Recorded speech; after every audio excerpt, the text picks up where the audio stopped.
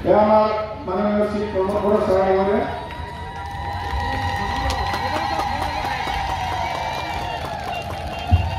ওখানে আমি কোটরামুখী কোটওয়ালি suit secretary আনিসু সারা দেখাই আর বন্ধুগুলার লগতে এই যে আসিয়া পাল ড্যান্স ছায়া থাক তো এবার নাচিবি না হ্যাঁ মুখগুলা কি চাইছে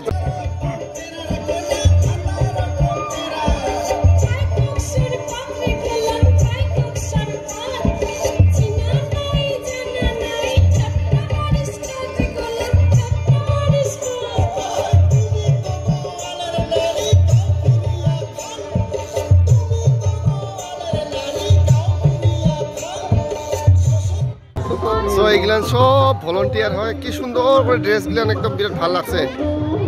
এত সুন্দর করে ভলান্টিয়ার গুলান আছে বা মিটিং খান এলা আরম্ভ হয় না আরম্ভ হব ইমান সাজা কাছা চলিয়া আছে গোটাই তো এইগুলানকে দেখে আসো আমার ভলান্টিয়ার গুলা দেখছো রাজবংশী ড্রেস এগুলানক কয় রাজবংশী পাটানি ওয়া কি মজা আর ইফালে আছে ভলান্টিয়ার ইফালে গোষ্ঠী গিলা আছে দেই ইফালে শাখাই গিলা আছে আমার গোষ্ঠী গিলান মানে দূরে দূরের পৰা আসিছে তো এটা বসিবা দিছে এটা হচ্ছে মানে গোষ্ঠী বসাৰ ৰুম তাৰপাছত ইফালে হ'ব আমাৰ মিটিং খানত মোটামুটি মানসিগিলা আসে না সো হাই হেল্ল' গাইজ বন্ধুগিলান আজি কোন জায়গাত আসিয়া পাইছোঁ দেখ আজি মিটিং খান আৰম্ভ হৈছে মিটিং খান এলা আৰম্ভ হয় নাই ইফালে সব মানে আপিগিলান দেখাই আছোঁ আমাৰ ৰাজবংশী আপিগিলান ইফালে বড়ো ডেন্সাৰ আছে ইহঁতে বড়ো ডেন্স আমৰা বড় ড্যান্স কৰব না ওয়া কোৰ পৰা আইছে ঢালিগাঁও ওয়া বহুত ধুনিয়া ধুনিয়া দেখিছে দেই ওয়া বড় ড্যান্স করব ইয়াতে মাতিছে সো বন্ধুসকল বিটিআৰৰ চিফ লগতে কেন্দ্ৰীয় মন্ত্ৰী ৰামেশ্বৰ তেলী ডাঙৰীয়া এখেতসকলে মিলি বিভিন্ন বিষয়ববীয়াসকলৰ দ্বাৰা ইয়াতে গ্ৰন্থ এখন উন্মোচন কৰা হ'ল জয় শুক্লদাস কি আছে কিতাপখনত ইমান এটা নাজানো যেহেতু উন্মোচন কৰিছে এতিয়াও দেখা নাই তো যেহেতু মিনিষ্টাৰ কেইজন আহিছে ধুনীয়াকৈ ভাষণ দিব আপোনালোকে চাই থাকিব গোটেই ভিডিঅ'টো দেই সো বন্ধুগিলান বৰ্তমান আৰম্ভ হৈছে এতে চিলাৰাই যেটা মূৰ্তি এই মূৰ্তিটা মানে কি কৰিব উদ্বোধনী কৰিব এতে ইফালে মানে শহীদ বেদী আছে তাৰপিছত চিলাৰাই মূৰ্তি আছে আৰু পতাকা বোধা কালিকাই উত্তোলন কৰিছে আপোনালোক আজি ৫১৪তম চিলাৰায় জন্ম জয়ন্তী মাইলপন কৰিব আমাৰ জাতিৰ বীৰ বিশ্ব মহাবীৰ চিলাৰায় এই আজি ৫১৪তম জন্ম জয়ন্তীত আপোনালোক আজি সাক্ষী হওক গতিকে আপোনালোক অকণমান এই প্ৰগ্ৰামত অহাৰ কাৰণে মই অনুৰোধ কৰিছোঁ কেন্দ্ৰে কি কৰে নকৰে এই যে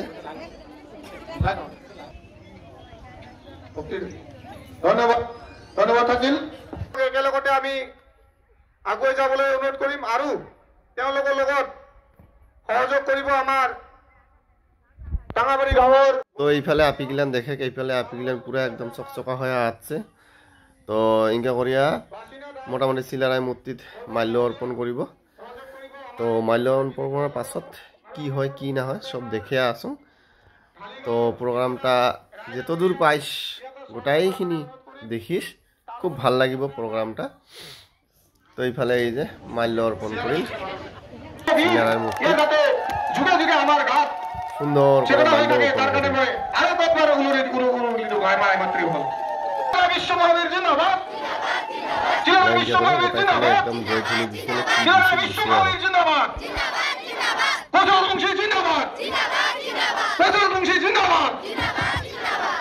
ধন্যবাদ থাকিল আমার হয়ে গেল বিশ্ব মহাবীর জন্ম জয়ন্তী মাইল অর্পণ এটা আমার সাংস্কৃতিক পতাকা হয়ে আছে এয়া আপনাদের মাজত সাংস্কৃতিক পতাকা উত্তোলন কৰি আছে আমার উদযাপন হতে সাধারণ কৃষ্ণ বন্ধু এলাহে আসিল যে মোর বেলেগ কামত আছিল তো গাড়ী মটৰ হেৰি আছো এই কাৰণে আইছো আগৰ পৰা আহিছো ইয়াতে ঠিক আছে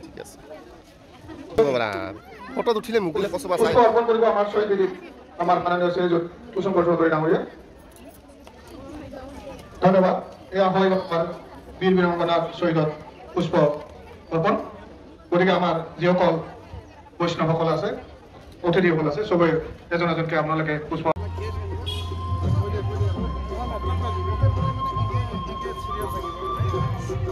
এত ৰোদ হাই বিৰাট সুন্দৰ কাই কি কৰিব কি নকৰিব ইমান আলোচনা কৰি আছে কিবা গোৱালনি গোৱালনি পালে আবেৰাই গোৱালনি পালে আবেৰাই ইতিমধ্যে ইফালে মিটিংখন আৰম্ভ হ'ল বোধহয় তো গতিকে মিটিংখনত সুন্দৰ ভাষণ দিয়া আছে ডাঙৰ ডাঙৰ নেতাগিলা আছে তো এই ভাষণগিলা অকল শুনে তো দেখে আছো একদম সুন্দর সুন্দর ভাষণ কাগা দিছে ভাষণগিলা শুনিলে খুব ভাল পাবি কেনবে রাজবংশী জাতিটা বাঁচিব বা অসমীয়া জাতি বাঁচিব ইয়াৰ বিষয়ে চাই থাক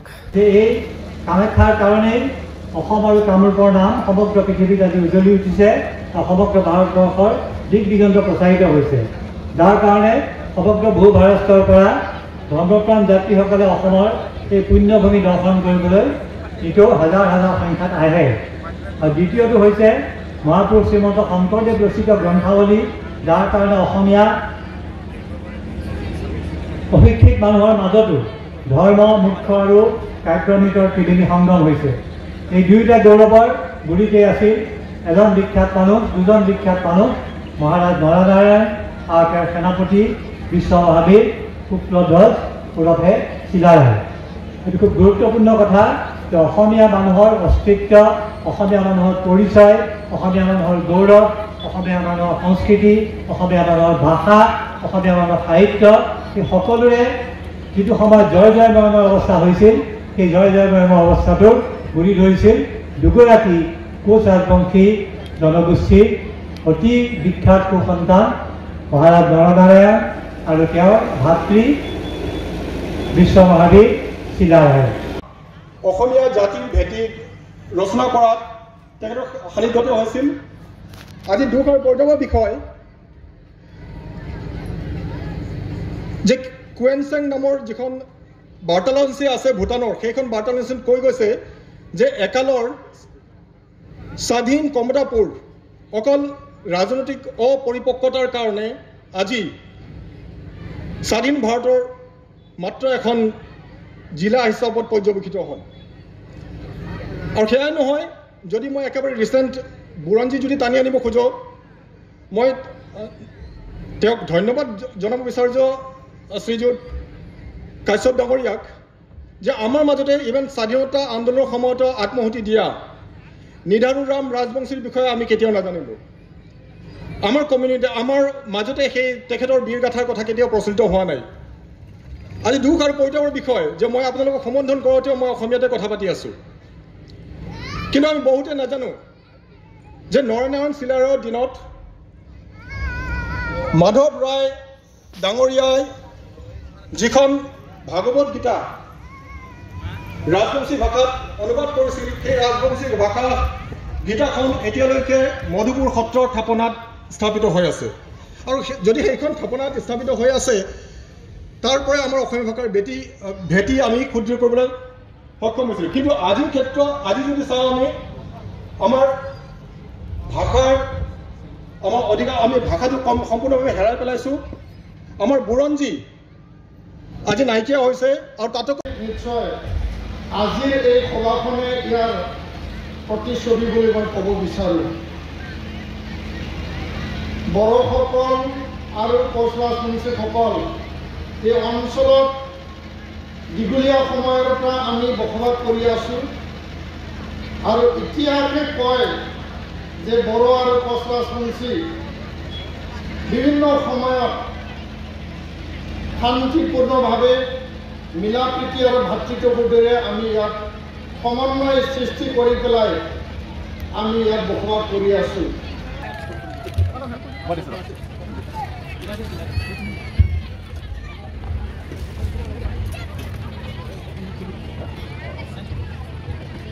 এতিয়া আমাৰ লগত আছে আমাৰ কেন্দ্ৰীয় মিনিষ্টাৰ মাননীয় শ্ৰীযুত ৰামেশ্বৰ তেলী ডাঙৰীয়া গতিকে আমি তেলী ডাঙৰীয়া আমাৰ কোচ ৰাজবংশী জাতীয় গামোচাৰে আৰু আকাশৰ এটা চেম্বলক দিয়াৰ সম্বোধনা জনাম আৰু আমাৰ আই ব্যক্তিসকলক মই আকৌ এবাৰ উদুৰি দিয়াৰ কাৰণে অনুৰোধ কৰিছোঁ তেলী ডাঙৰীয়া আৰু ভগৱানৰ ওচৰত আমি প্ৰাৰ্থনা জনাওঁ যাতে আমাৰ মানে তেওঁৰ জীৱ আৰু যাতে হয়